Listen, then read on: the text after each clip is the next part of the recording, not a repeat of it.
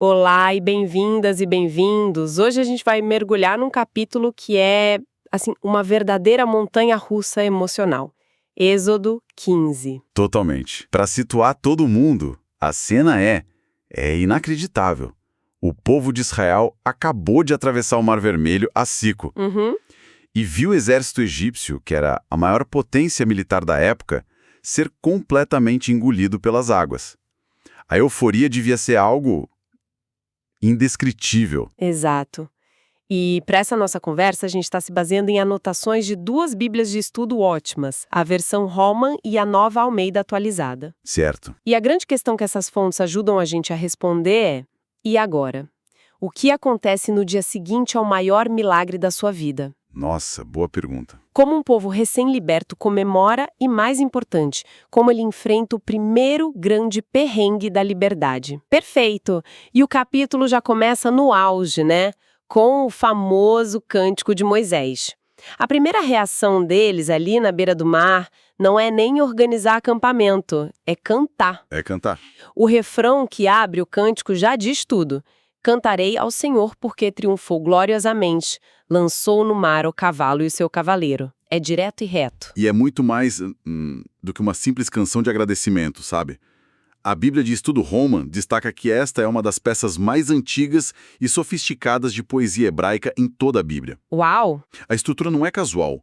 O uso de imagens fortes, quase cinematográficas, foi tudo pensado para que quem ouvisse pudesse visualizar a cena. Ah, entendi. A ideia não era só contar a história, era fazer o povo reviver aquele momento de libertação toda vez que cantasse. Esse cântico é longo, né? Cheio de imagens poderosas. Por onde a gente começa a desvendar isso?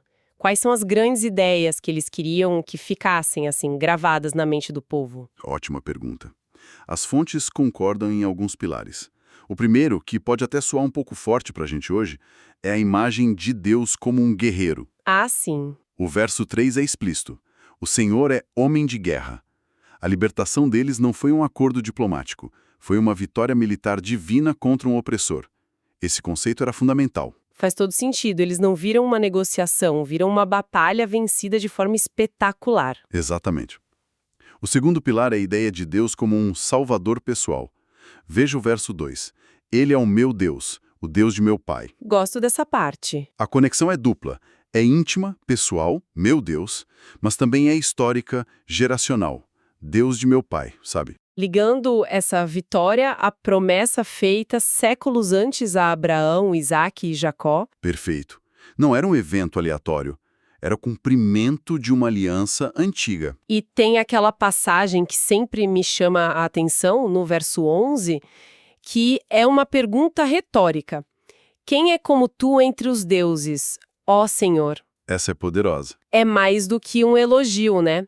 Para um povo que acabou de sair de uma cultura politeísta como a do Egito, com um deus para o sol, um para o rio, outro para a colheita, essa declaração devia ter um peso enorme, quase uma provocação. Uma provocação direta. É uma declaração de soberania absoluta. Todos os deuses egípcios que supostamente protegiam o faraó se mostraram impotentes. Sim. Então essa pergunta reforça a singularidade e o poder incomparável do Deus de Israel. É um divisor de águas teológico para eles. Sabe, eu sempre pensei nesse cântico como uma retrospectiva, uma grande celebração do que tinha acabado de acontecer. Mas as fontes que a gente usou sugerem que tem mais do que isso, que eles também estavam olhando para frente. É isso mesmo? Sim, e essa é uma das sacadas mais geniais do texto. Se você olhar os versos 14 a 16, a poesia muda de foco. É verdade. Ela descreve como as nações vizinhas, filisteus, edomitas, moabitas, cananeus, como elas vão reagir quando ouvirem a notícia. Elas vão ficar com medo. Paralisadas de medo. Ou seja, o cântico não é só sobre o que Deus fez, mas sobre o que a fama do que ele fez vai causar no futuro. Vira quase uma profecia sobre o impacto geopolítico daquele evento. Uau! Então o cântico vira uma espécie de arma psicológica para a jornada que eles têm pela frente? Exato. Ele funciona como uma ponte entre o passado, a libertação do Egito, e o futuro, a conquista da Terra Prometida. E tem mais. O quê? As referências à tua santa habitação e ao monte da tua herança, lá nos versos finais, são fascinantes. A análise da Ná, por exemplo, sugere que isso pode ter múltiplos significados. Tipo, Pode ser uma referência ao Monte Sinai, onde eles receberiam a lei, ou à própria terra de Canaã, ou de forma mais ampla, ao lugar da presença de Deus. A mensagem é: a salvação no mar foi o começo espetacular, mas a jornada continua rumo a um destino preparado. falando em participação, essa celebração toda foi liderada só por homens ou a comunidade inteira entrou na festa? Qual foi o papel das mulheres nesse momento? Ótima pergunta. Porque o texto faz questão de mostrar que a celebração foi de todos. Logo depois do Cântico de Moisés, a cena muda para Miriam. A profetisa. A profetisa, a irmã de Arão, exatamente. Ela pega um tamborim e lidera as mulheres em dança e canto. É uma cena, assim, vibrante de liderança espiritual feminina, pública e central para a celebração. E o que elas cantam é uma música diferente. Na verdade, o Cântico de Miriam, no verso 21, funciona como um eco poderoso do refrão principal. Cantem ao Senhor porque triunfou gloriosamente e lançou no mar o cavalo e o seu cavaleiro. Ah, é o mesmo refrão? É como se ela pegasse a ideia central de toda aquela poesia e a transformasse num grito de guerra, num refrão que resume tudo. Ela ancora toda aquela explosão de alegria na mensagem principal: a vitória é de Deus. Então, a música para, a dança acaba e o silêncio do deserto toma conta.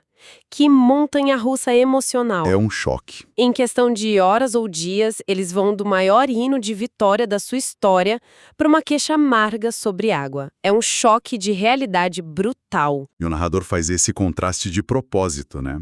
Depois de toda a celebração, eles andam 3 dias pelo deserto de Sur e nada de água. Nada. A euforia da libertação dá lugar à necessidade humana mais básica e desesperadora.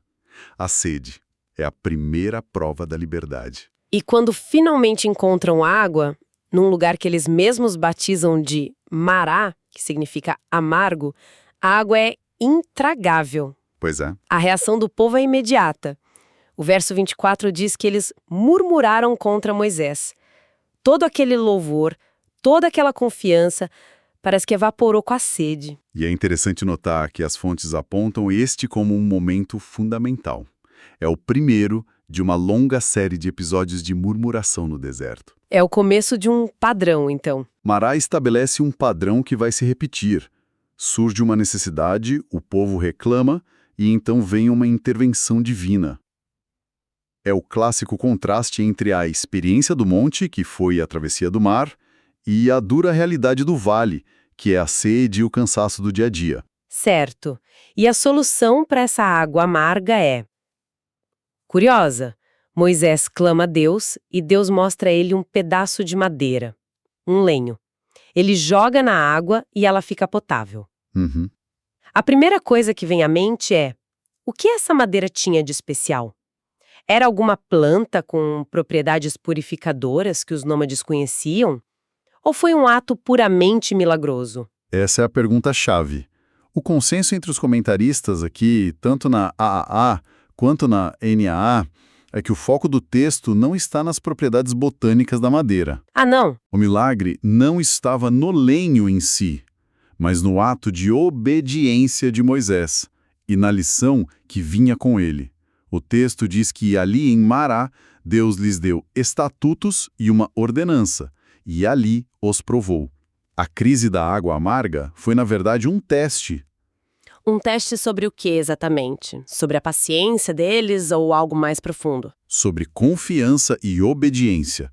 A lição não era sobre encontrar a planta certa, mas sobre a quem recorrer na crise. É uma mudança total de mentalidade. Entendi. E é ali que Deus estabelece um princípio para a jornada toda, articulado no verso 26. Ele cria uma conexão direta entre ouvir atentamente a voz do Senhor, fazer o que é certo e a promessa de proteção contra as doenças que eles viram no Egito. Nossa, isso é forte. A obediência não era só sobre seguir regras, estava ligada à saúde e ao bem-estar de toda a comunidade. A cura das águas era um símbolo da cura que Deus estava oferecendo para a nação. E a resposta a esse teste, a essa lição, vem rápido. Logo depois da crise e da solução, vem a recompensa. Sim, O capítulo termina com ele chegando a um lugar chamado Elim. E a descrição é um alívio só de ler. Um oásis com 12 fontes de água e 70 palmeiras. A imagem de abundância não poderia ser mais diferente da amargura de Mará. exato. Essa pequena jornada de Mará até Elim é como um microcosmo de toda a experiência deles no deserto.